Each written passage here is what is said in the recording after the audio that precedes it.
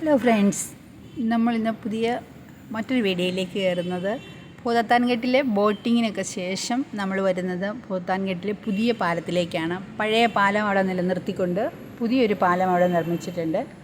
ആ പാലത്തിൽ നിന്ന് നോക്കിയാൽ നമുക്ക് ഡാമെല്ലാം നല്ല ഭംഗിയായിട്ട് കാണാൻ പറ്റും.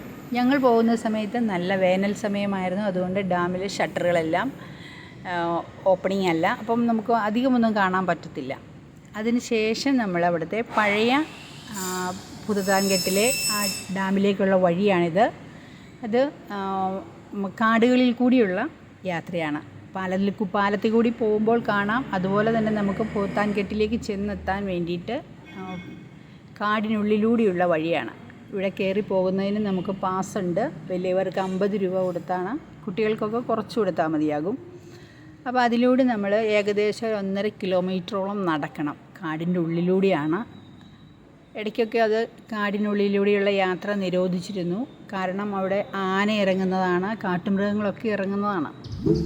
ആന ഇറങ്ങുന്ന പാടുകളൊക്കെ നമുക്ക്, ആനയുടെ വഴിത്താരൊക്കെ നമുക്ക് കാണാൻ പറ്റും. അപ്പോൾ അതിലൂടെ നമ്മൾ 1.5 കിലോമീറ്ററോളം നടക്കണം. കാടിനുള്ളാണ്. നല്ല തണുപ്പാണ്, നല്ല തണുപ്പാണ്. അതിൽ സുഖമായിട്ട് നടന്നു പോകാവുന്ന ഒരു വഴിയുമാണ്.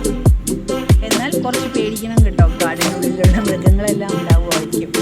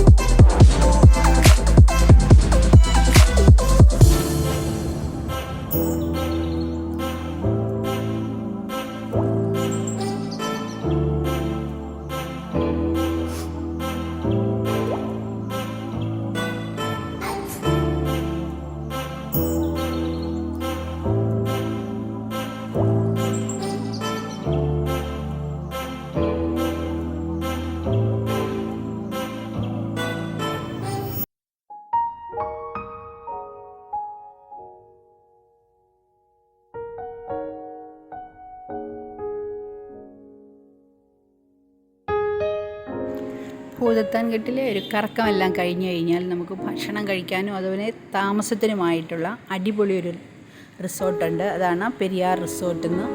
അവിടെ എല്ലാ സൗകര്യങ്ങളുമുള്ള സ്വിമ്മിംഗ് പൂള്, അതുപോലെ ബോട്ടിങ്, റെസ്റ്റോറൻറ്റ്, അങ്ങനെ എല്ലാവിധ വേണ്ട സൗകര്യങ്ങളുണ്ട്. അടിപൊളി ഒരു പൂന്തോട്ടം, അതുപോലെ ഒരു ഹാളുണ്ട്. നമുക്ക് ചെറിയ പാർട്ടിയൊക്കെ നടത്താൻ, നൈറ്റിൽ പാർട്ടി നടത്താനും ഒക്കെ ആയിട്ട് ഒരു നല്ല ഹാളുണ്ട്. അടിപൊളിയായിട്ടുള്ള ആംബിയൻസാണ്. ഞങ്ങൾ അവിടെയാണ് ഫുഡ് കഴിച്ചത്. പൂച്ചെടികളും അതുപോലെ നല്ല ഇലച്ചെടികളും ഒക്കെ നല്ല ഭംഗിയായിട്ട് വെട്ടി നിർത്തിയിട്ടുണ്ട്. നല്ല ഒരു ആംബിയറാണ്. നമുക്കവിടെ താമസിച്ചുകൊണ്ട് സുഖമായിട്ട്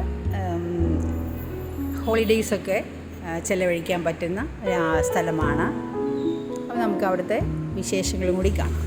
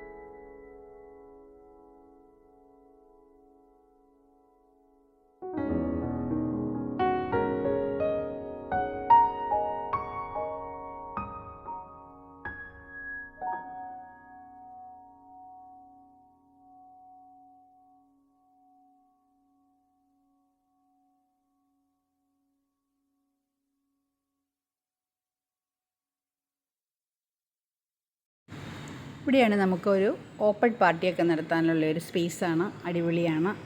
നൈറ്റ് പാർട്ടി നടത്താം. അതിനുള്ള ലൈറ്റ് അറേഞ്ച്മെൻറ്റ്സും എല്ലാം അവിടെയുണ്ട്. ഇവിടെ നിന്നാൽ ബോട്ടിങ് നടത്തുകയും ചെയ്യാം. അതുപോലെ ബോട്ടിങ് നമുക്ക് കണ്ട് ആസ്വദിക്കാം.